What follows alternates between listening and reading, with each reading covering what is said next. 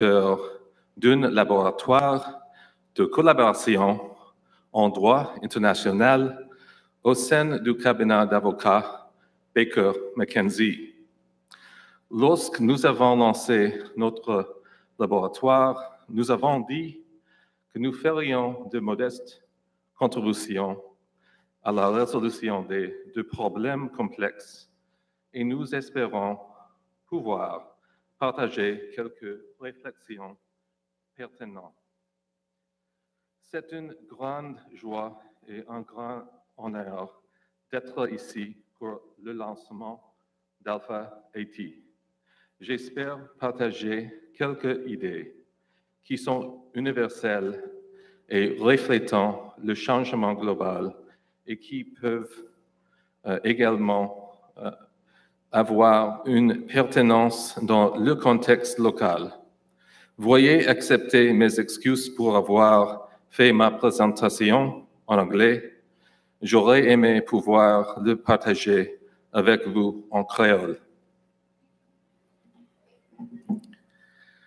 All right. Look, it's really exciting to be here. My heart is happy to be here and to share some ideas.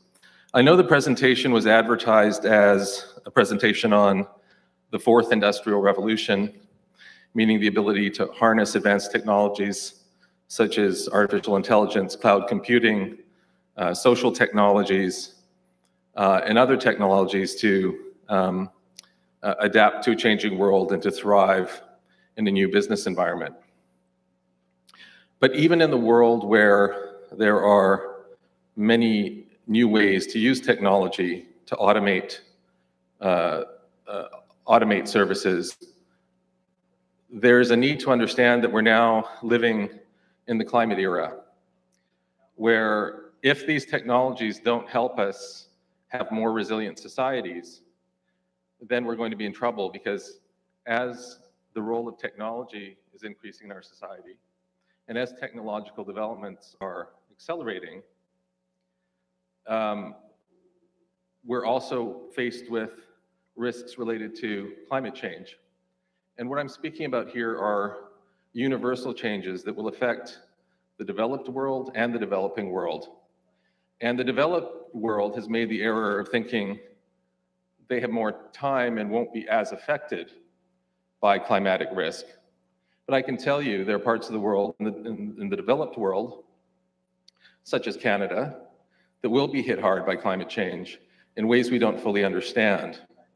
But in the West, what's happened is that we've underestimated the impacts coming forward. And in the developing world, there's a need to think about how to harness technologies and how to become more resilient as societies so that we can absorb new technologies. Part of the ability to absorb new technologies in a society relates to the culture's ability to absorb and use and take advantage of the new technology. And so considerations of the social are more important than ever as we use vehicles like Alpha Haiti to incubate new ideas. Because the new technological ideas that can be incubated here can be ones that are also the foundation for resilience and also help to adapt the country to shifts and changes resulting from environmental and climatic change. So the presentation is called Social Resilience in a Climate Changed World. So this slide, and I'll walk over. Can you hear me now? Yeah, so here we go. So this slide there's a very important scientific paper called The Projected Timing of Climate Departure from Recent Variability. And what they figured out the average time that there would be a shift in the climate in cities around the world. And what they determined, and the shift is something called climate departure, and that would mean that after a certain date, every year after that date, the coldest year in any year would be hotter than the hottest year in the 1860 to 2005 temperature record. So the coldest year is hotter than the hottest year in the 1860 to 2005 temperature record, which means that when you cross the threshold, your climate will never go back to what it was. So in this analysis, New York, the date climate departure under business as usual climate projections is 2047. For Kingston, Jamaica, it's 2023. So you can see if you're a mid-latitude state, the impacts of climate change and of temperature variability are going to move into the new state of climate much faster than anticipated.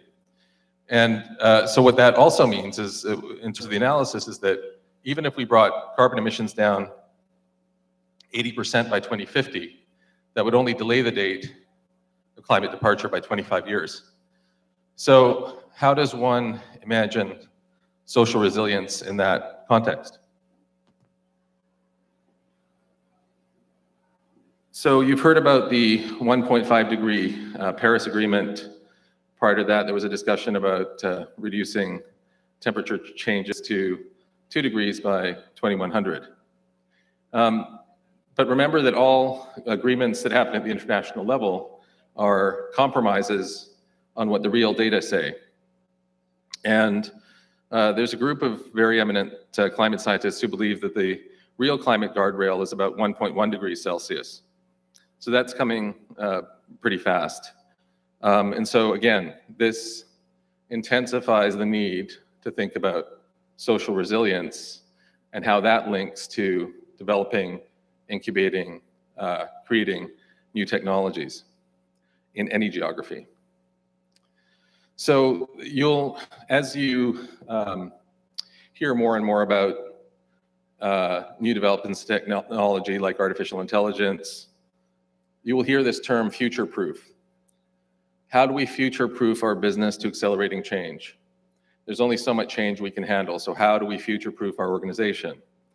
But the way we define risk is that we break risk into discrete vertical bits, into silos, and we look at risk in one area: risk management for finance, risk management for governance, risk management for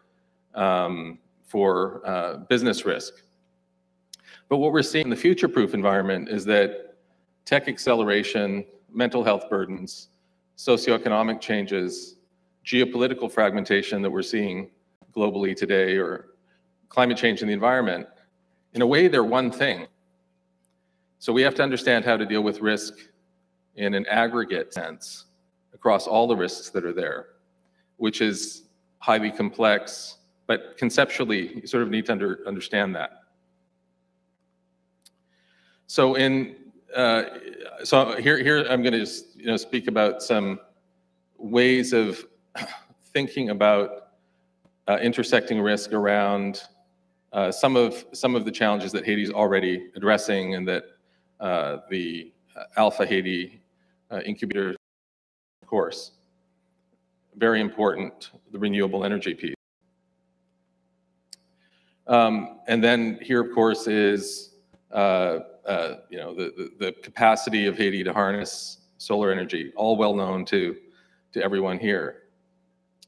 But I think there's a slide that's, and then here's the slide, which is about when you put those two things together, the solar and the electrification, renewable energy, now you can address questions around agriculture and agricultural yield, whether it's with using greenhouses, which have been proven in different parts of the world to be successful and which Haiti's exploring, or whether it's around precision agriculture.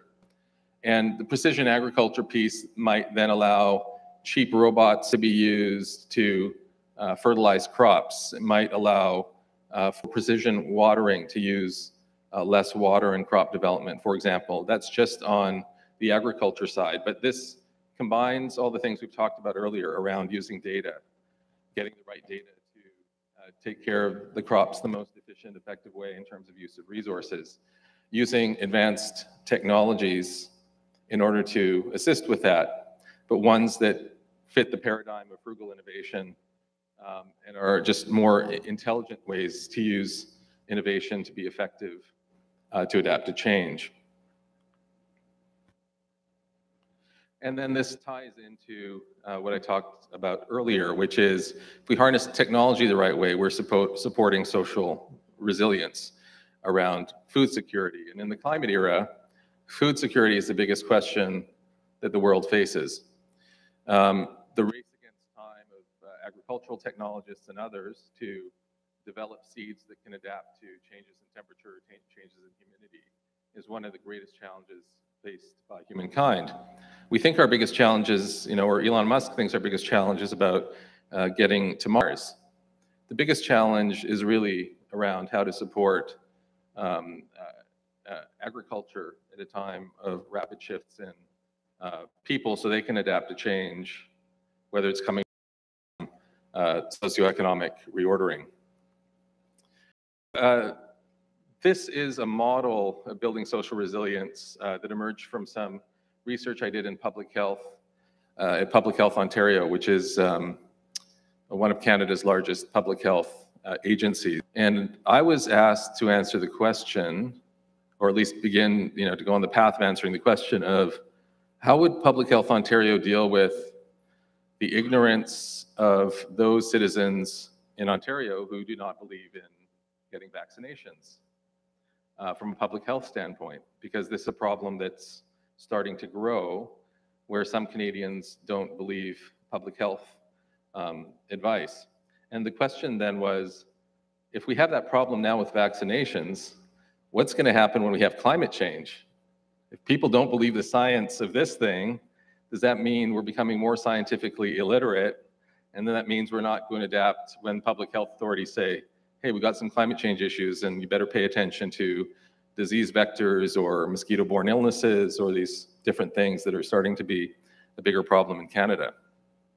And so this model is quite interesting because it talks about how we perceive risk being very important. How we perceive risk, then how we address social vulnerability, how we deal with risk communication and communicating risk, how we deal with risk education. And those things as pillars build social capacity. With that, you have a risk governance, and at the end of this, you get social resilience. So this model came out of a number of academics from Europe coming together to figure out how to deal with increased incidents of flood and natural disasters. And they realized that the authorities weren't effective at communicating risk unless there was a bottom-up component to risk perception.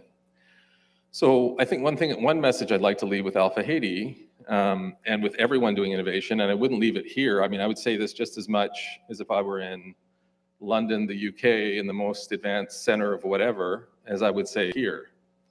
And that is that the ability to see influences and to perceive influences our understanding of what we need to innovate. And so there needs to be a revolution in how we see the world, how we see each other, how we see the potentialities of new technologies, and how we harness our resources to address the opportunities that are meaningful and that advance us as human beings in the world. And so I think there needs to be a link between our deeper humanity and being very smart about how we build businesses, how we are entrepreneurs, how we think about each other in the context of commercial societies, which we all live in.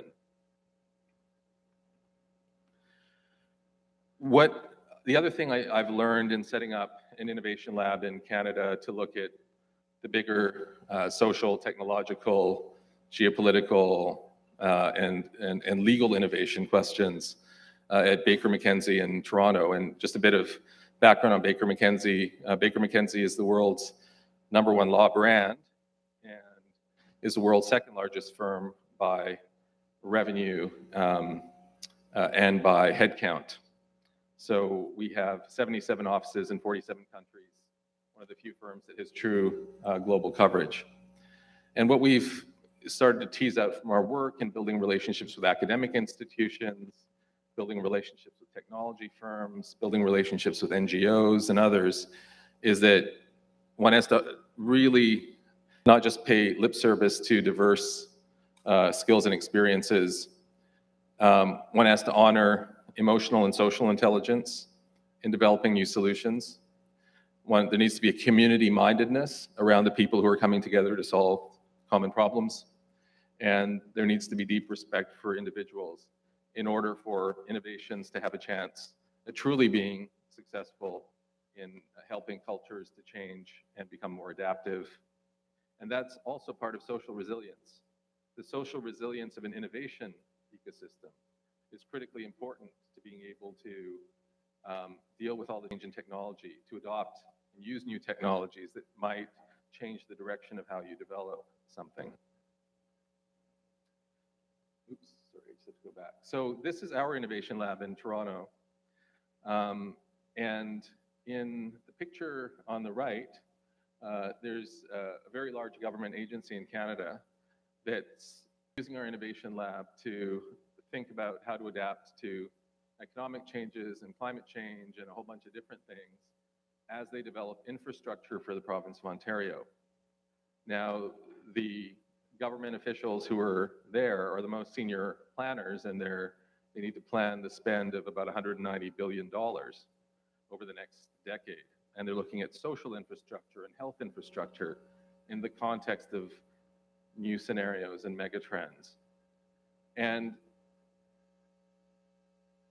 the amount of money they're spending on this stuff doesn't matter. The fundamental issues they're facing about how to use their resources well reflect the same blind spots that are cutting across government around the world as the challenge of future-proofing societies grows.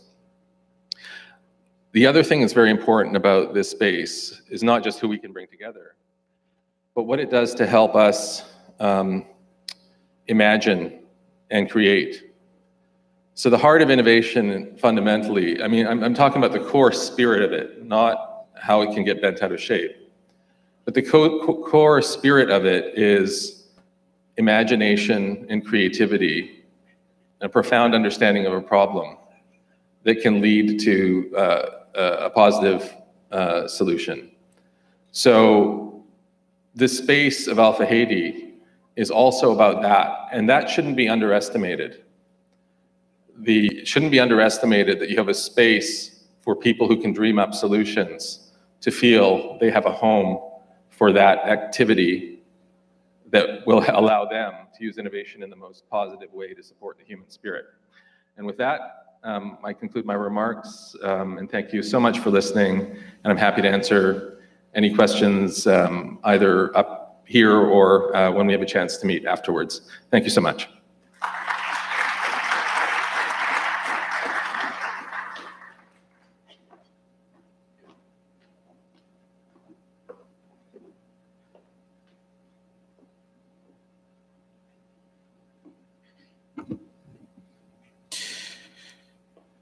Monsieur Sanjay Khanna, vous avez apprécié? Ouais. OK, là on continue avec les short présentations, les présentations courtes, bien sûr. On vient d'avoir la résilience sociale dans un monde de changement climatique.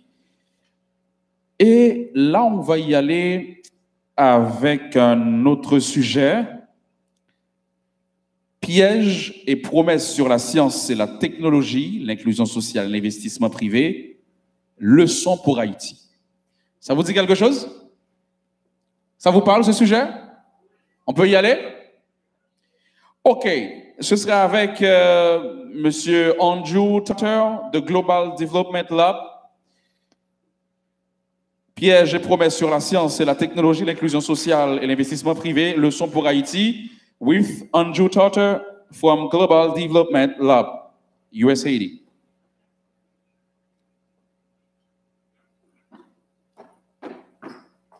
Welcome. Bonjour tout le monde.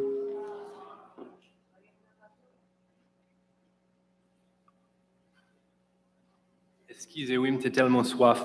Si les pas trop déranger, je vais la présentation pas maintenant en créole.